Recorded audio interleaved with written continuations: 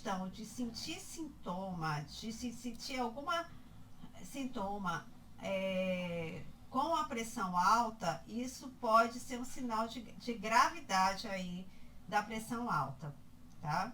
Então, tem essa questão também. Às vezes a pessoa tá com a pressão alta e tá sem sintoma, tá? Tá grave, não é uma coisa boa. Pressão altíssima, a pessoa não sentir nada. Não é que esteja tudo bem, tá? Mas a pessoa assim tá com a pressão alta e ainda assim tá sentindo uma pressão na nuca, uma dor de cabeça, um mal-estar, né? Sentir dormência, isso já pode ser um sinal de gravidade maior, tá? Então, assim, numa emergência, ela vai ter mais prioridade, porque ela tá, além da pressão alta, ela tá com outros sintomas. Então, isso é um sinal de agravamento. Mas isso vocês vão ver em emergência. Aqui só está verificando a pressão, tá? Fatores determinantes da pressão. Então, a pressão arterial é determinada pela relação do débito cardíaco e da resistência periférica. O que é um, o que é outro. O que é débito cardíaco, o que é resistência periférica, tá? E esse débito cardíaco e essa resistência periférica pode sofrer influências, tá, externas ou internas, tá, do organismo. Então, o que é débito cardíaco? O débito cardíaco é resultante do volume sistólico, tá? O que é o volume sistólico? É a quantidade de sangue que o coração injeta. O coração não entrou em diástase, ele não relaxou.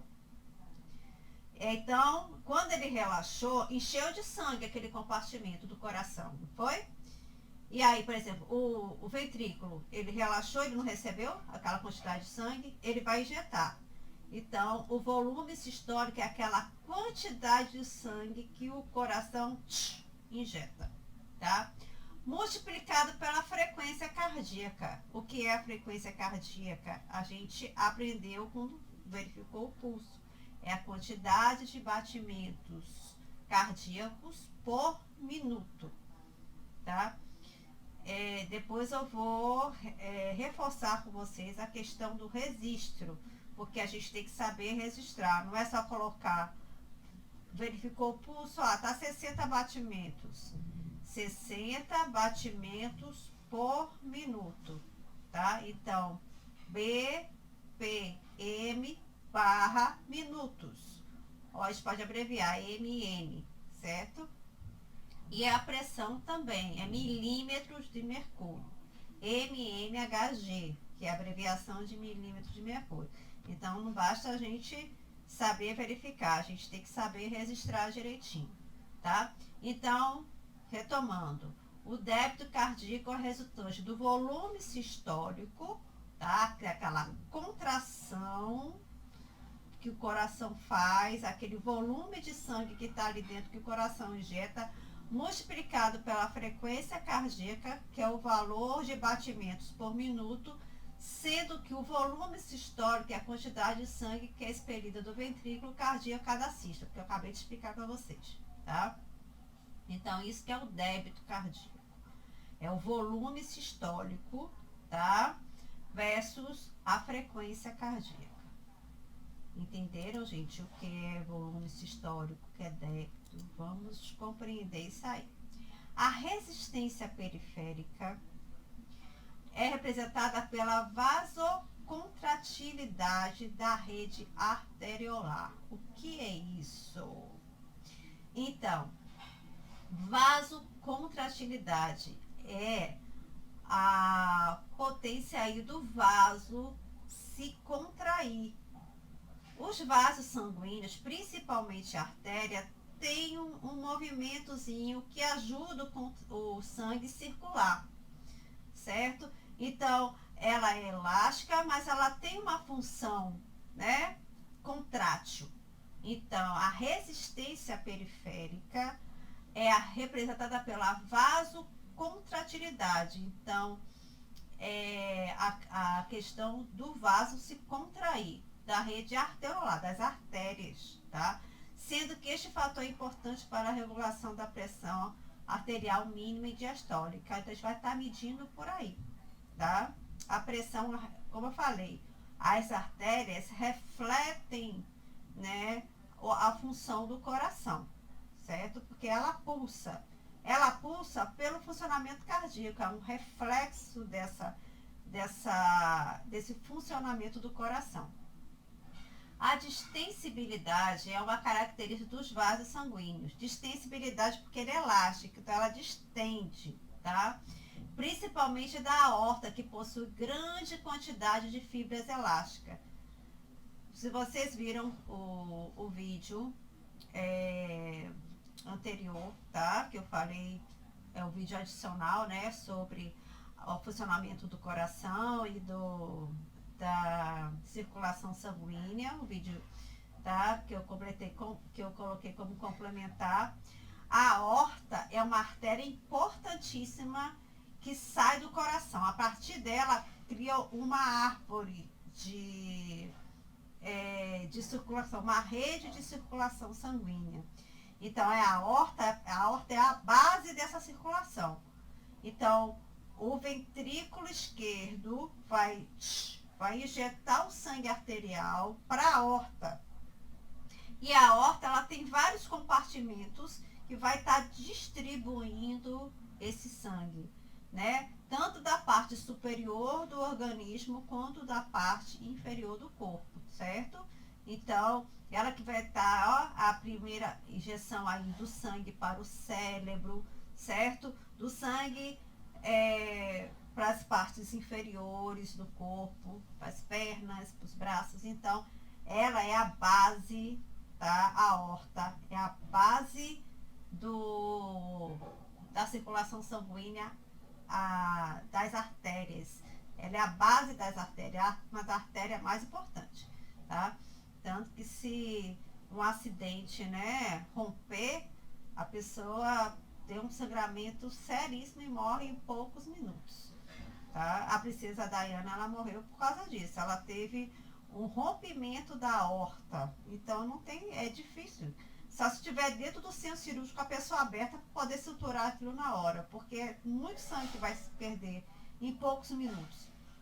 Então é difícil. Se você rompe a aorta, é muito difícil, tá? Qualquer rompimento de artéria calibrosa é complicado salvar a pessoa, porque rompe, tem um sangramento muito grande em pouco tempo, então é difícil de salvar essa pessoa, tá?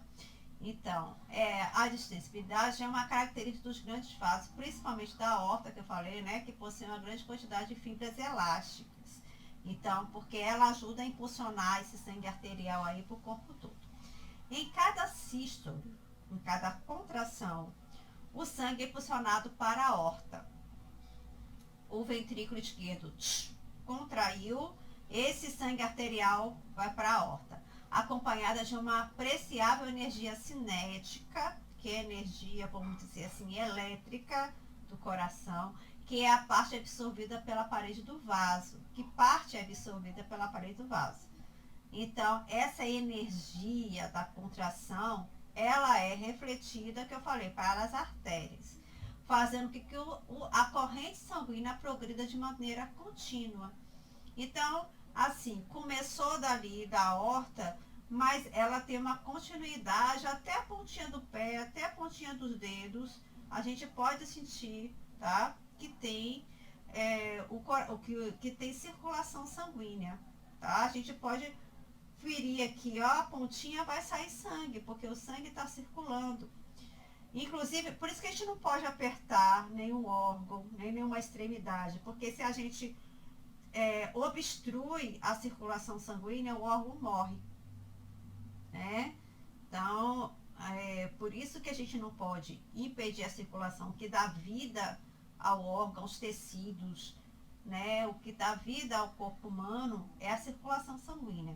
Se a gente impede essa circulação sanguínea, esse órgão vai morrer, tá?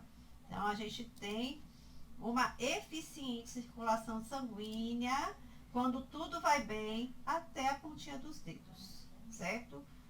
Então, só não vai ter se tiver algum problema vascular, algum problema que esteja impedindo a circulação sanguínea. Aí são diversas doenças, diversas patologias que vocês vão ver boa parte disso aí em clínica médica, tá?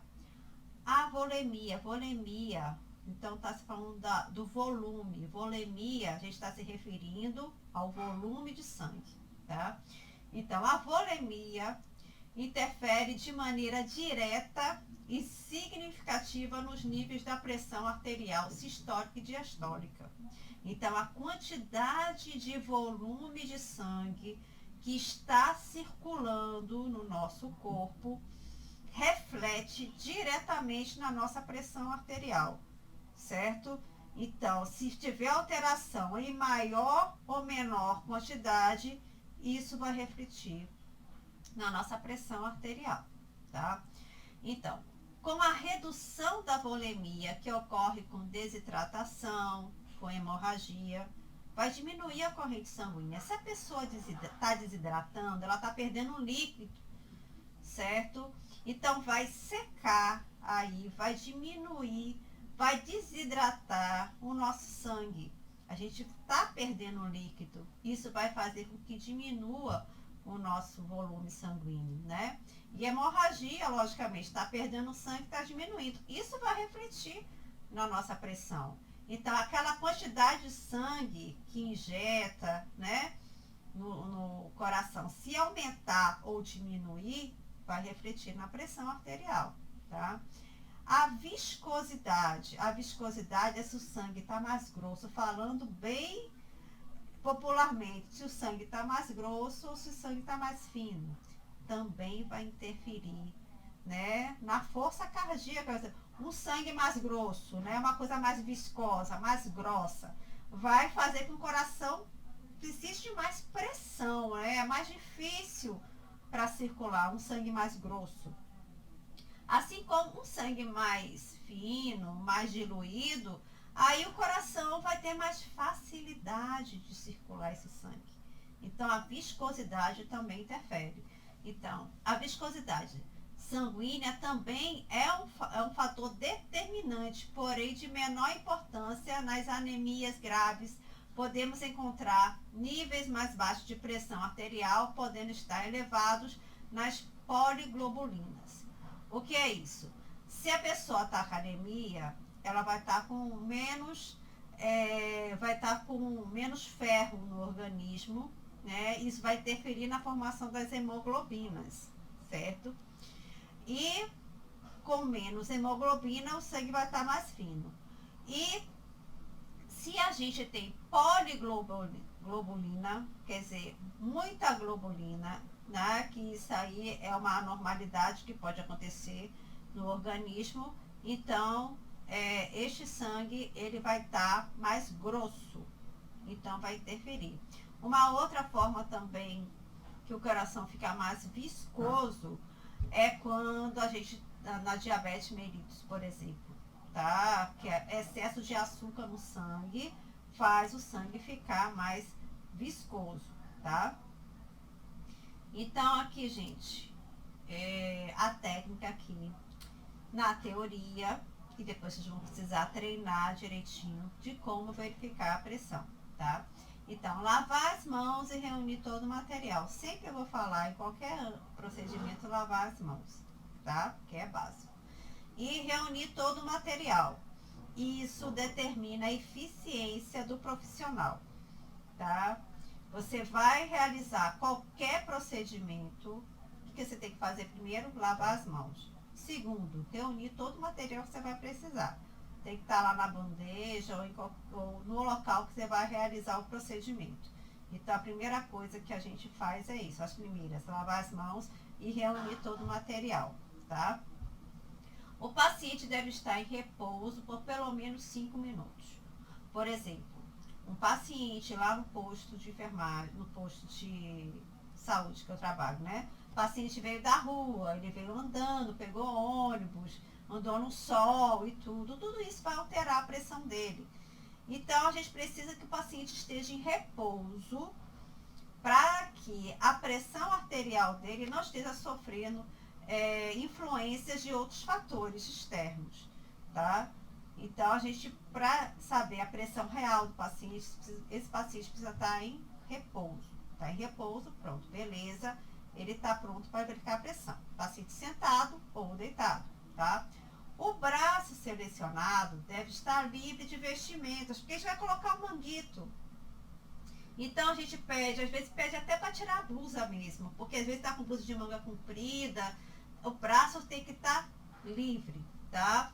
Relaxado, mantido no nível do coração, que isso vai interferir também, porque se estiver mais alto ou mais baixo, isso pode interferir no valor da pressão.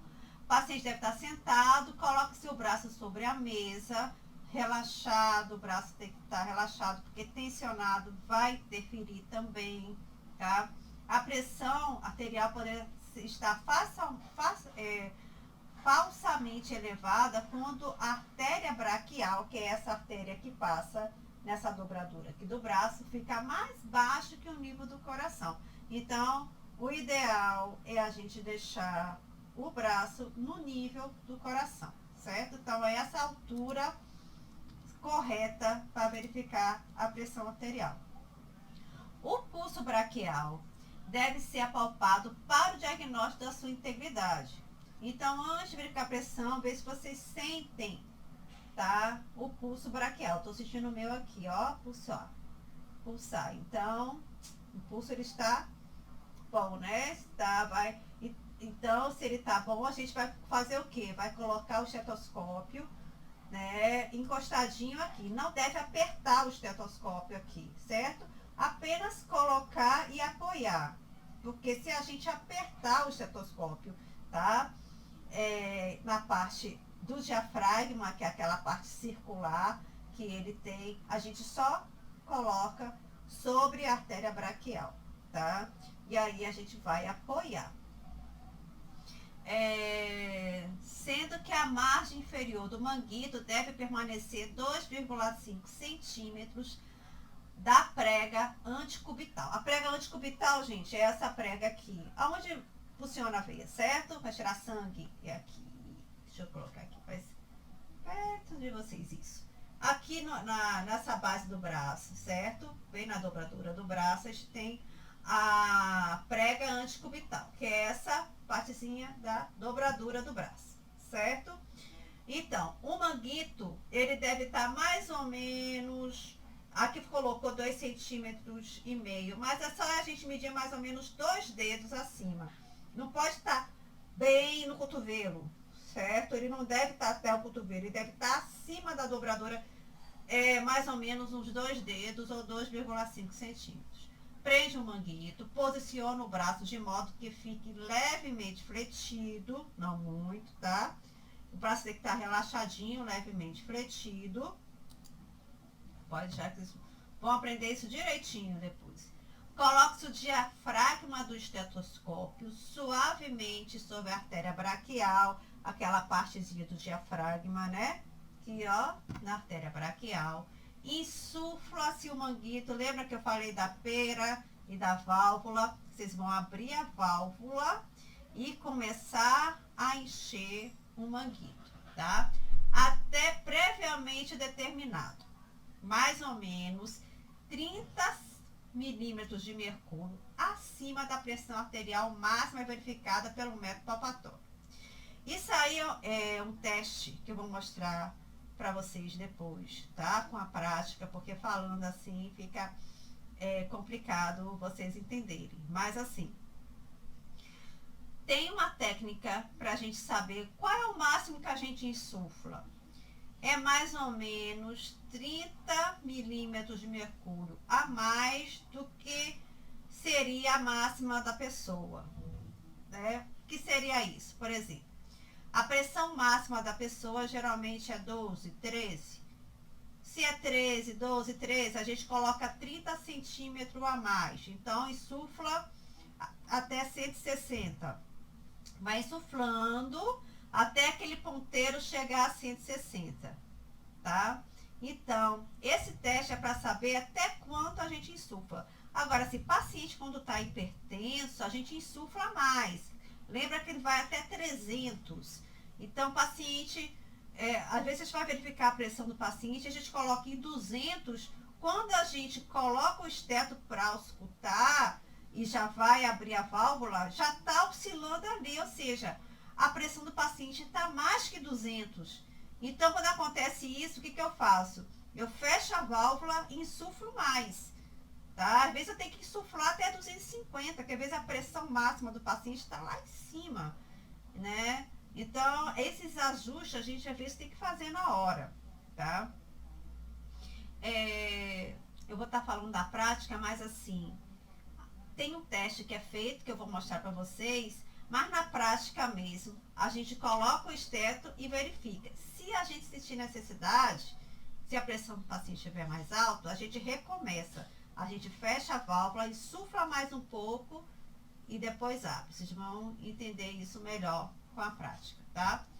Então, esse 30 milímetros de mercúrio a mais é porque a gente tem que saber mais ou menos qual seria a máxima desse paciente. É por isso que a gente pergunta se o paciente é hipertenso, se o paciente é hipertenso, porque se o paciente é hipertenso, a gente já sabe que vai precisar insuflar mais esse manguito, né? Se o paciente não for hipertenso, geralmente eu insuflo até 180 mais ou menos. Se o paciente tiver, a minha pressão é sempre baixa, às vezes eu insuflo até 150. Então, o valor que a gente vai insuflar, tá? Vai depender qual é o valor médio de pressão dessa pessoa, tá? Que a gente insufla um pouco a mais pra gente ouvir direitinho, tá? Então, continua se baixando a pressão até o abafamento das bulhas e a seguir o desaparecimento completo dos ruídos, o que corresponde à pressão arterial e mínima. Isso aí é o seguinte, foi que eu expliquei para vocês anteriormente. A gente insuflou, tá? Insuflou. A pessoa não é hipertensa. Insuflei até 180. Aí eu vou abrir a válvula devagar. Tem que ser, a gente abre devagar, porque se a gente abrir rápido, o ponteiro cai direto. Isso acontece muito quando a gente está começando a verificar a pressão e às vezes a gente erra muito nisso, a gente abre demais. Tem que abrir a válvulazinha devagar e aí o ponteirinho vai começar a descer. E a gente presta atenção nos ouvidos. Quando o ponteiro, a gente ouve o primeiro batimento, a gente tem que ver por onde o ponteiro estava apontando. Então, o primeiro batimento foi aonde? Aí, às vezes, começa a oscilar. Às vezes, oscila antes da gente ouvir. A gente não conta isso. A gente começa, quando a gente começar a ouvir o batimento, é que é o momento da gente prestar atenção aonde esse ponteiro está apontando. Qual é o valor que esse ponteiro está apontando, né, do manômetro. Então, começou a apontar do 13, pronto, a pressão sistólica é 13. E a gente vai ouvindo até o barulhinho dos batimentos sumirem. Então, ele pode apontar no 13, continuar ouvindo, a gente vai continuar ouvindo o batimento, aí a gente parou de ouvir, vamos dizer, no 70. Então, a pressão dessa pessoa está 13 por 7. Porque o primeiro batimento que eu ouvi, o ponteiro estava no 13, o último batimento que eu ouvi estava no 7. Então, a pressão dessa pessoa é 13 por 7. Tá? Quem tiver um tensiômetro em casa, já vai começar a treinar, a ouvir isso aí. E qualquer dúvida, vocês vão falar comigo, viu, gente?